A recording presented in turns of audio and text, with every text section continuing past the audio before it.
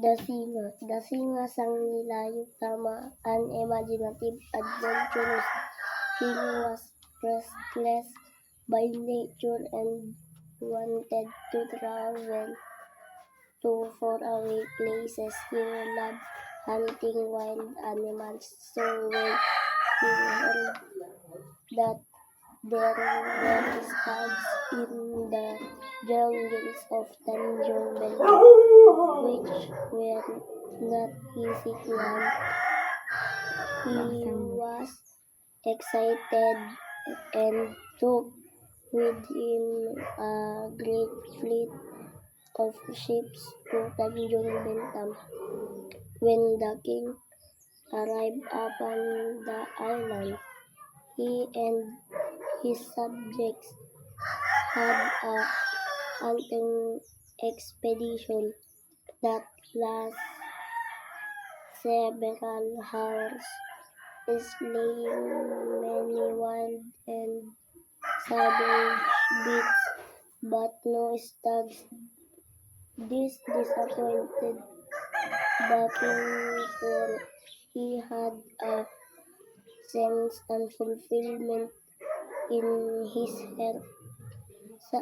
heart. Suddenly, a large stag darted out of the bush in front of sang nila Yutama, giving the king a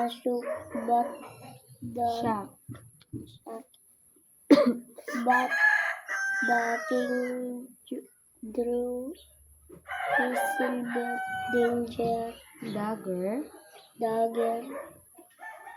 and hurled it at the stag, only grazing the animal.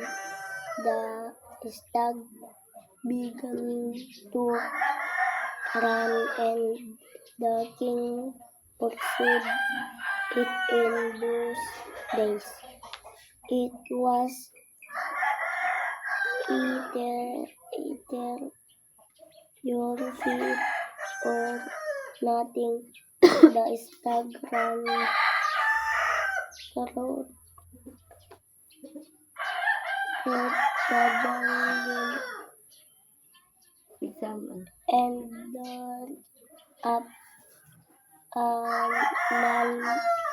the king followed the stag up the hill, but upon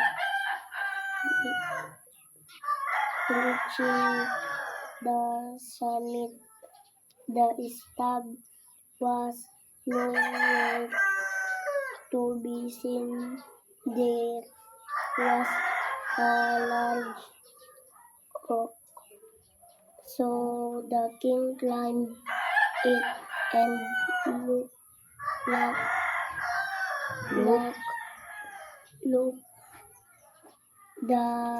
land and sea spread out around him.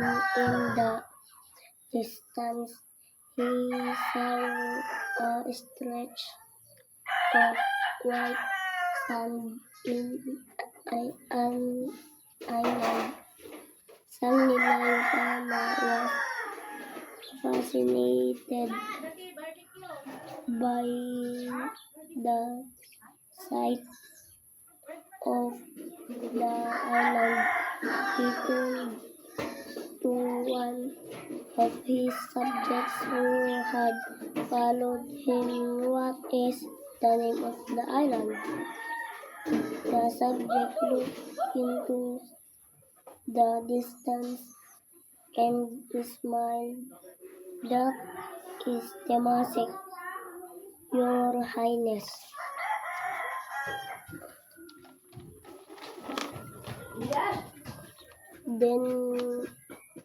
Then we are going there.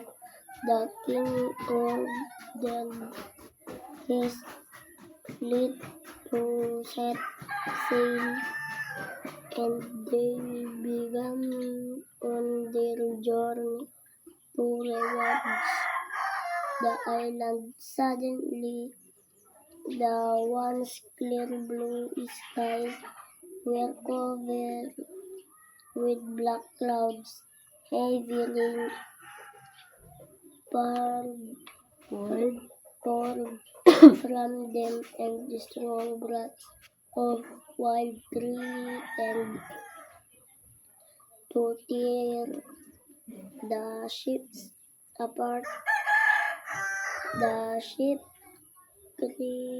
carrying Sang-nila Utama was in the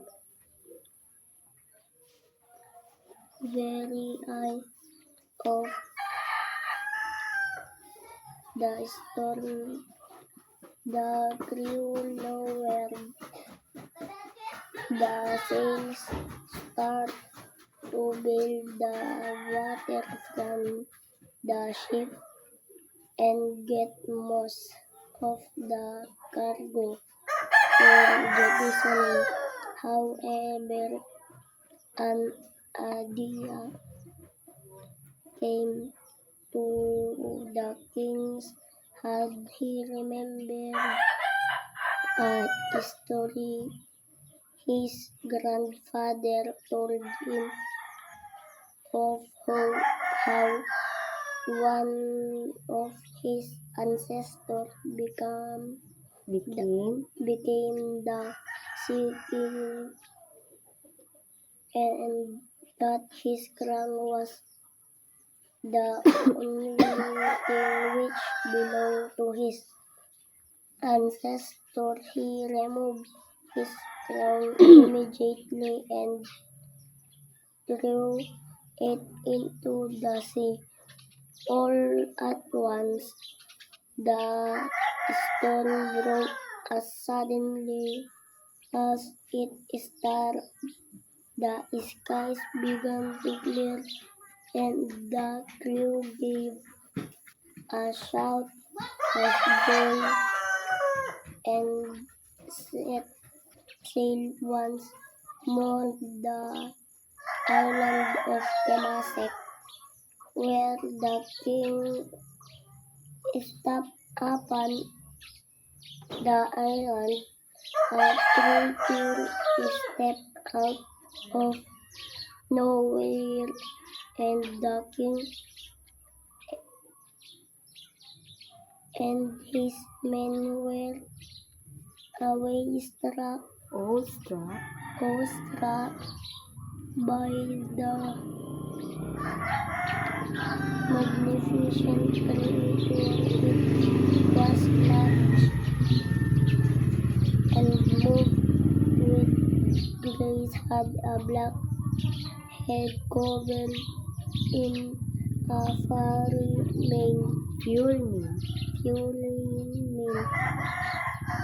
a whitish neck, and a red body. When the king drew his bow and arrow, the beast stared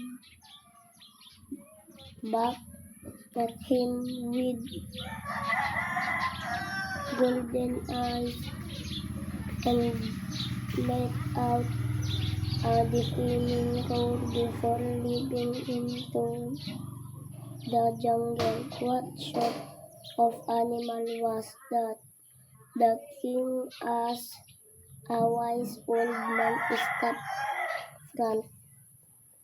forth. I have seen animals in portraits from the far west. Perhaps this is a thing, but I wonder how it got all the way here. Okay, so ano yung masasabi mo or mai-comment mo sa mga ginagawa natin every session?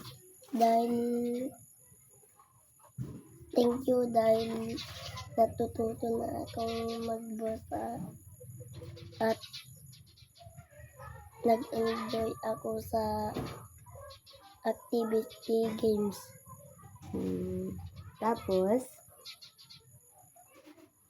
Yun lang. thank